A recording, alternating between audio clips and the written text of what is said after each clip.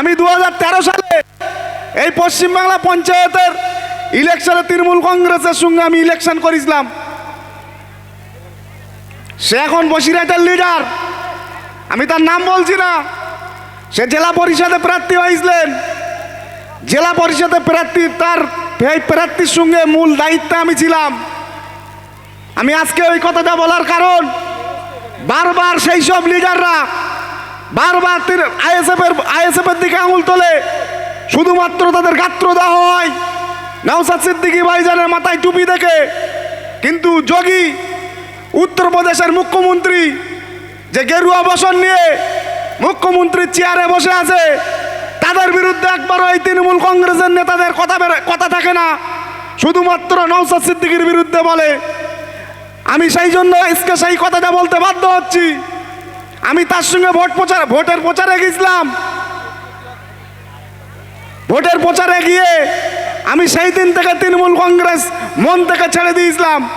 2013 সালে পঞ্চায়েত ইলেকশনে যখন আমি দেখেছিলাম সেই তৃণমূলের জেলা পরিষদের প্রার্থী মসজিদে বসে আসরের নামাজ বাদ ইমাম সাহেবকে যখন ইনস্ট্রাকশন দিচ্ছে যে আপনার গ্রামে তৃণমূল কংগ্রেস তখন সরকারে এসছে।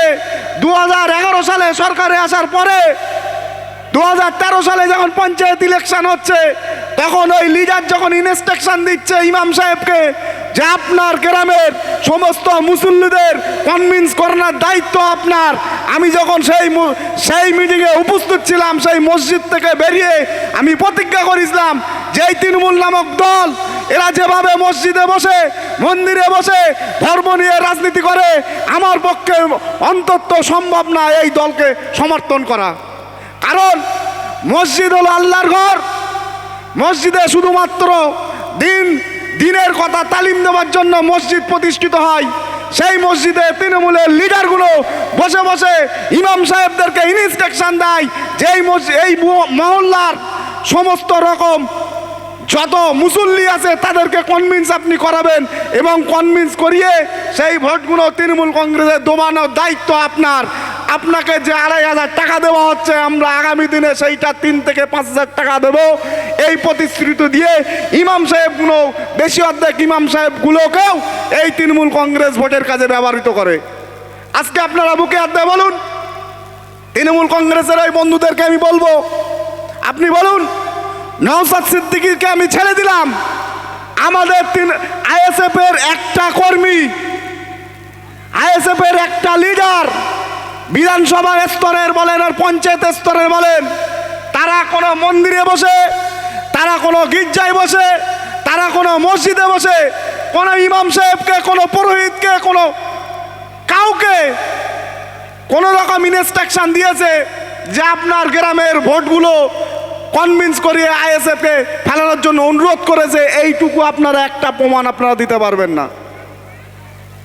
আপনারা শুধুমাত্র তৃণমূল কংগ্রেসে বিশেষ করে সংখ্যালঘু সম্প্রদায়ের যেসব লিডারগুলো আছে, মমতা বন্দ্যোপাধ্যায়ের কাছে ভালো হওয়ার জন্য তারা বিনা কারণে দিনের পর দিন নওশাদ সিদ্দিকী ভাইজানের ওপরে আক্রমণ করে, এবং তার ফ্যামিলির ওপর আক্রমণ করে, তার পরিবারের ওপর আক্রমণ করে। তাদের ক্ষমতা নেই রাজনৈতিকভাবে নওশাদ সিদ্দিকী ভাইজানের সঙ্গে মোকাবেলা করার। সেই জন্য তারা নওশাদ সিদ্দিকী ভাইজানকে ব্যক্তিগত আক্রমণ করে। আপনারা জানেন ক্যানিং এর বিধায়ক, যার হিউম্যান রাইটস, তাকে সার্টিফিকেট দিয়েছে যে নোটোরিয়াস ক্রিমিনাল। সেই নোটোরিয়াস ক্রিমিনাল দিনের পর দিন নওশাদ সিদ্দিকী ভাইজান এবং আব্বাস সিদ্দিকী ভাইজানকে ব্যক্তিগত আক্রমণ করছে, গালাগালি করছে, এবং তার পরিবার তুলে গালাগালি দিচ্ছে। আমি তৃণমূল কংগ্রেসের নেতৃত্বদেরকে বলে দেই, বিশেষ করে মমতা বন্দ্যোপাধ্যায়কে বলি, আপনার পতনের মূল কারণ হবে, শুনে রাখেন, এই নোটোরিয়াস ক্রিমিনাল। কারণ এই নোটোরিয়াস ক্রিমিনাল যত নওশাদ সিদ্দিকী ভাইজানকে আক্রমণ করবে, যত আব্বাস সিদ্দিকী ভাইজানকে আক্রমণ করবে, আমরা পশ্চিমবাংলার যুব সমাজ তত আপনাদের বিরুদ্ধে অ্যাকশন নেওয়ার জন্য আগামী 26 সালের জন্য প্রস্তুত নিচ্ছি। আপনি হয়তো ভাবছেন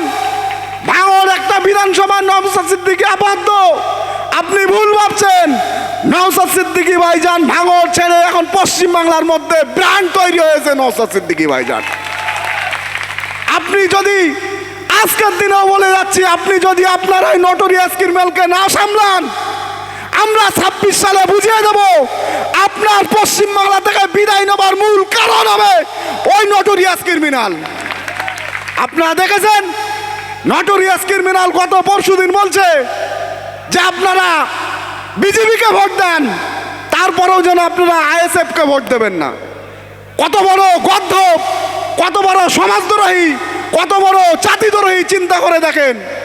এরা আমার পীরের ঘরের আওলাদ, যে বাংলার মানুষের জন্য লড়াই করছে, পশ্চিমবাংলায় একমাত্র বিরোধী নেতা, বিজেপি এবং তৃণমূলের বাইরে একমাত্র বিধায়ক, সমস্ত মানুষের জন্য কথা বলছে।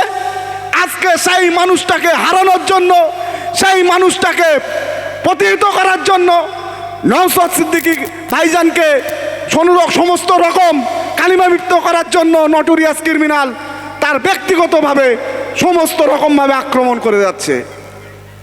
আগামী দিনে আপনারা ভাঙড় সামলাচ্ছেন, সামলান। আমরা বলে দিচ্ছি, ভাঙড় কেন, ভাঙড়ে আপনি আপনার দলের সেনাপতি এবং মমতা বন্দ্যোপাধ্যায় নিজে এসে ভাঙড়ে দাঁড়াক।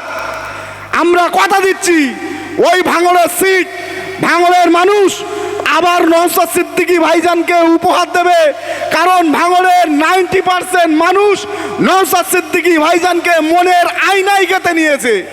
আপনি যত রকমভাবে চেষ্টা করেন না কেন, ওখান থেকে নওশাদ সিদ্দিকী ভাইজানকে তো হারাতে পারবেন না। বরং পশ্চিমবাংলায় কটা সিট আপনাকে তৃণমূল কংগ্রেস, শুধুমাত্র বলে রাখি, নটোরিয়াস ক্রিমিনাল এর এই মন্তব্যের জন্য পশ্চিমবাংলায় আপনি হাড়োয়ায় দাঁড়ান, আপনি দেগঙ্গায় দেখেন, আপনি বসিরহাট উত্তর দেখেন, আপনি বাদুড়িয়া দেখেন, বিভিন্ন সিট আগামী দিনে আপনার হাতছাড়া হবে এবং এই সিটগুলো তৃণমূল কংগ্রেসের হাতছাড়া হয়ে আইএসএফ এখানে জয়যুক্ত হবে। তার জন্যই তো আপনারা প্রস্তুতি নেন। সুতরাং আপনাদের একটা কথা বলি, এসআইআর এর বিষয়টা পশ্চিমবাংলায় মাননীয় কিভাবে বিশেষ করে মুসলিম সম্প্রদায়ের সঙ্গে নাটক করছে দেখেন। এসআইআর বিষয় নিয়ে কেন্দ্র সরকারের সঙ্গে রাজ্য সরকারের 1 বছর আগে বৈঠক হয়েছে যে এসআইআর পশ্চিমবাংলায় হবে, কিন্তু মুখ্যমন্ত্রী মানুষ শুধুমাত্র মুসলমান সম্প্রদায়কে ভয় দেখানোর জন্য তিনি বললেন গত কয়েকদিন আগে যে আমি বেঁচে থাকতে পশ্চিমবাংলায় এসআইআর হতে দেব না। কিন্তু সেই মুখ্যমন্ত্রী পশ্চিমবাংলায় 90,000 কর্মী দিয়েছে এবং সরকারি ফান্ড থেকে 200 অধিক কোটি টাকা ব্যয় করছে শুধুমাত্র এসআইআর করার জন্য। আর কলকাতায় মানুষকে ভুল বোঝানোর জন্য এসআইআর বিরুদ্ধে কলকাতায় দেখেন আমরা মিছিল করছে। আপনি বলুন ভাই, আপনার গ্রামে যে বিএলও নিয়োগ হয়েছে সে কেন্দ্র সরকারের চাকরি করে না রাজ্য সরকারের চাকরি করে? আপনার স্কুলের যে স্কুল মাস্টার সেই তো আপনার স্কুল গ্রামের বিএলও নিয়োগ হয়েছে। তাহলে এই রাজ্য সরকারের যে চাকরি করে সেই রাজ্য সরকার তো এখানে নিয়োগ করেছে। শুধুমাত্র একদিক থেকে তৃণমূল কংগ্রেস মুসলিম ভোটগুলো পকেটে রাখার জন্য ভয় দেখাচ্ছে, আর একদিক থেকে বিজেপির মতন সাম্প্রদায়িক দল সেও মুসলমান সম্প্রদায়কে তাড়িয়ে দেবো, পশ্চিমবাংলায় থাকতে দেবো না, বাংলাদেশি ঘুষপেটিয়া বলে যত আক্রমণ করছে এবং হিন্দু সম্প্রদায়ের ভাইকে তারা অক্সিজেন দেওয়ার চেষ্টা করছে। দুটো দল হিন্দু এবং মুসলমান নিয়ে লড়াই করছে, খেলা করছে। একমাত্র পশ্চিমবাংলায় আইএসএফ সমস্ত ধর্ম ভেদাভেদ ভুলে মানুষের পাশে দাঁড়িয়ে থাকে। নওশাদ সিদ্দিকী ভাইজানের একটা বক্তব্য, সেটা হলো এই, যদি কোনো ভাই সে তৃণমূল করুক, সে আইএসএফ করুক, সে বিজেপি করুক, সে হিন্দু মুসলমান খ্রিস্টান যাই হোক না কেন, যদি আইএসআইআর সংক্রান্ত কোনো রকমভাবে সমস্যায় পড়ে তার পাশে যদি কেউ না দাঁড়ায়, তার পাশে আমাদের আইএসএফের সৈনিকরা, আইএসএফের কর্মীরা তার পাশে দাঁড়াবে সমস্ত রকম সহযোগিতা করার জন্য। সুতরাং আপনারা কোনো রকমভাবে ভয় পাবেন না। আমরা ভারতবর্ষের পৈতৃক সম্পত্তি, আমাদের বাপদাদারা ভারতবর্ষে জন্মেছেন, আমাদের পৈতৃক পূর্বপুরুষরা এখানে বসবাস করেছেন এবং আমাদের পূর্বপুরুষরা এই ব্রিটিশদের বিরুদ্ধে লড়াই করেছেন। আপনারা কোনো রকমভাবে ঘাবড়াবেন না। যদি তৃণমূল কংগ্রেসের কোনো ভাই আপনাদেরকে ভয় দেখায়, আপনারা তার কান্ডা ধরে আমাদের বুথ স্তরে যে বিএলএ আছে তার কাছে নিয়ে আসবেন, তার পাঠ এসআইয়ের পাঠ আমাদের সেই বুথ স্তরের নেতা যে আছে সে শিখিয়ে দেবে। আপনারা জানেন বর্তমান পরিস্থিতি, বর্তমান সময়ে কেন্দ্রীয় সরকার, কেন্দ্রীয় বিজেপি সরকার এবং রাজ্যের তৃণমূল সরকার, এই দুই সরকার মিলে একটাই রাজনীতি যেটা করছে সেটা হলো ধর্ম নিয়ে রাজনীতি।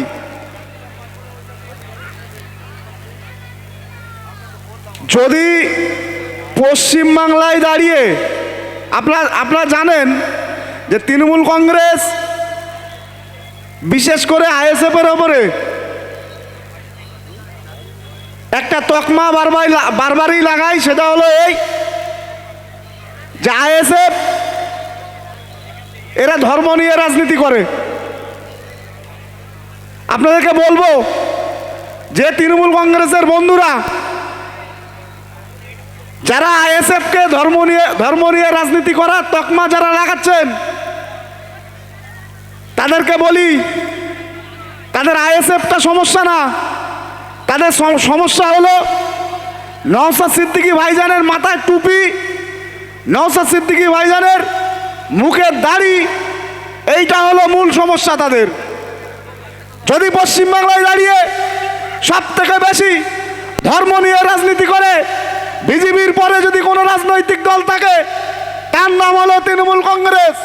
আমি আপনাদেরকে একটা ঘটনা বলি, আমি 2013 সালে এই পশ্চিমবাংলা পঞ্চায়েতের ইলেকশনে তৃণমূল কংগ্রেসের সঙ্গে আমি ইলেকশন করেছিলাম। সে এখন বসিরহাটের লিডার, আমি তার নাম বলছি না। সে জেলা পরিষদে প্রার্থী হয়েছিলেন, জেলা পরিষদে প্রার্থী, তার এই প্রার্থীর সঙ্গে মূল দায়িত্বে আমি ছিলাম। আমি আজকে ওই কথাটা বলার কারণ, বারবার সেই সব লিডাররা বারবার আইএসএফের দিকে আঙুল তোলে, শুধুমাত্র তাদের গাত্র দেওয়া হয় নওশাদ সিদ্দিকী ভাইজানের মাথায় টুপি দেখে। কিন্তু যোগী উত্তরপ্রদেশের মুখ্যমন্ত্রী যে গেরুয়া বসন নিয়ে মুখ্যমন্ত্রীর চেয়ারে বসে আছে, তাদের বিরুদ্ধে একবারও এই তৃণমূল কংগ্রেসের নেতাদের কথা থাকে না, শুধুমাত্র নওশাদ সিদ্দিকীর বিরুদ্ধে বলে। আমি সেই জন্য আজকে সেই কথাটা বলতে বাধ্য হচ্ছি। আমি তার সঙ্গে ভোটের প্রচারে গেছিলাম। ভোটের প্রচারে গিয়ে আমি সেই দিন থেকে তৃণমূল কংগ্রেস মন থেকে ছেড়ে দিয়েছিলাম। 2013 সালে পঞ্চায়েত ইলেকশনে যখন আমি দেখেছিলাম সেই তৃণমূলের জেলা পরিষদের প্রার্থী মসজিদে বসে আসরের নামাজ বাদ ইমাম সাহেবকে যখন ইনস্ট্রাকশন দিচ্ছে যে আপনার গ্রামে তৃণমূল কংগ্রেস তখন সরকারে এসছে 2011 সালে, সরকারে আসার পরে 2013 সালে যখন পঞ্চায়েত ইলেকশন হচ্ছে, তখন ওই লিডার যখন ইনস্ট্রাকশন দিচ্ছে ইমাম সাহেবকে যে আপনার গ্রামের সমস্ত মুসল্লিদের কনভিন্স করানোর দায়িত্ব আপনার। আমি যখন সেই মিটিংয়ে উপস্থিত ছিলাম, সেই মসজিদ থেকে বেরিয়ে আমি প্রতিজ্ঞা করেছিলাম যে এই তৃণমূল নামক দল এরা যেভাবে মসজিদে বসে মন্দিরে বসে ধর্ম নিয়ে রাজনীতি করে, আমার পক্ষে অন্তত সম্ভব না এই দলকে সমর্থন করা দেবে।